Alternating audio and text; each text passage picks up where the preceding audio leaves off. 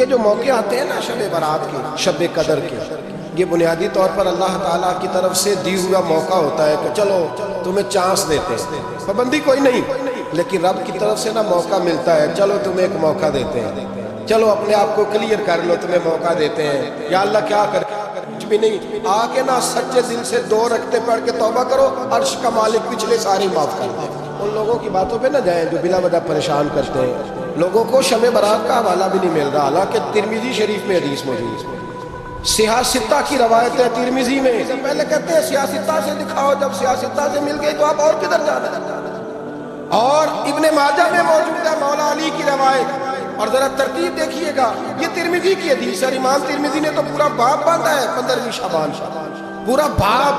اب تمہاری مرضی ہے اگر تم نہیں بات کو سمجھنا چاہتے، لیکن میں نے پہلے بھی کہا تھا، پھر کہتا ہوں، اگر ہمیں کوئی شخص کہتا ہے کہ شب برات کو اٹھ کے نفل نہ پڑھو، تو بھائی نفل ہم نے پڑھنے اللہ کی رضا کے لیے، ہمیں کسی بندے سے ڈگری لینے کی ضرورت نہیں، نہ تو ہمارے اور رب کے درمیان معاذ اللہ کوئی وسیلہ ہے کہ تو کہے گا تو پڑھیں گے، جب دل کرے گا پڑھیں گے، اور جتنے دل کرے گا پڑھیں گا۔ ہم تو نفل کہہ رہے ہیں اس کو، ہم نے کب کہا ضروری ہے تو عشاء پڑھ کے سو جائے، فجر تک سویا رہے، ہم اس کو گناہگار نہیں کہہ رہے، لیکن یہ ضرور کہیں گے کہ گولڈن چانس مس کر دیا اس نے، چانس مس کیا ہے، یہ تو اللہ کی رحمت کا موقع تھا۔ حضرت سیدہ عائشہ صدیقہ رضی اللہ تعالیٰ عنہ ارشاد فرماتی ہیں کہ شعبان کی 15ویں رات تھی، یعنی شب برات کی رات، فرماتی ہیں شعبان کی 15ویں رات تھی، میں نے اچانک نظر ڈالی تو حضور میرے بستر میں تھے، پھر میری نظر پڑی تو حضور نہیں تھے، میرے دل میں گمان آیا، خیال آیا کہ شاید کسی اور زوجہ کی طرف حضور کا میلان طبع ہو گیا ہو، وہاں تشریف لے گئے ہو۔ فرماتی میں اٹھی باہر گئی تو نبی کریم علیہ السلام جنت البقیع میں تھے، قریب ایک جگہ پہ حضور دعائیں مانگ رہے تھے۔ فرماتے میں گیا تو حضور فرمانے لگے، ابو بکر کی بیٹی تو نے کیا گمان کیا کہ اللہ کا رسول تیری حق تلفی کرے گا؟ عرض کی حضور آپ مالک ہیں، کہیں اور جانا چاہے تو میری طرف سے پابندی نہیں۔ کہتی ہے وہاں کھڑے کھڑے میرے رسول کریم نے بیان فرمایا، یہ ترمذی کے لفظ ہیں، حضور نے فرمایا عائشہ یہ شعبان کی 15ویں رات ہے، مدینے میں سب سے زیادہ بکریاں بنو کلب کا قبیلہ پالتا تھا، فرمایا آج کی رات بنو کلب کے قبیلے کی بکریوں کی تعداد کے مطابق اللہ میری امت کے لوگوں کی بخشی فرما دے۔ یہ وہ رات ہے۔ جناب عائشہ صدیقہ رضی اللہ تعالیٰ عنہ نے بات رات کو سنی تنہائی میں نبی پاک سے، رات کو تنہائی میں حضور سے سنی، سویرے جناب عائشہ نے کل امت کو بتا۔ اگر یہ بات اہمیت والی نہ ہوتی تو بی بی صاحب آگے روایت کرتی، یہ کتابوں میں آتی، یہ لوگوں کو بتاتی۔ حضرت عائشہ نے روایت کیا اور مولا علی شیر خدا نے تو کھل کے کہا ابن ماجہ میں، حضرت علی سے پیار کرنے والوں کے لیے الگ عنوان، مولا علی نے کھل کے فرمایا شعبان کی 15ویں رات کو رات عبادت کرنا اور سویرے روزہ رکھنا۔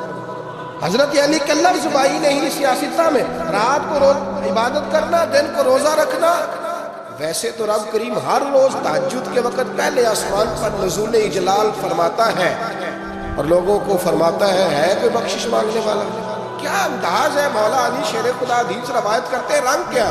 فرمایا باقی راتوں میں نا تھوڑا سا پیکج ہوتا ہے، تھوڑا سا، آخری حصے میں رات کے شب برات کو نا رات چڑھتے ہی اللہ پہلے آسمان پر جو اس کی شان کے لائق ہے نزول اجلال فرماتا ہے، اور پہلا جملہ یہ فرماتا ہے کوئی معافی مانگنے والا؟ اللہ کرے آپ کو سمجھ آئے، یعنی معافی دینے والا کہہ رہا ہے چلو آؤ ادھر آؤ ذرا معافی مانگو، میں معاف کرنے آیا، مانگو معافی، ہے کوئی معافی مانگنے والا؟ معاف کر دیں گے۔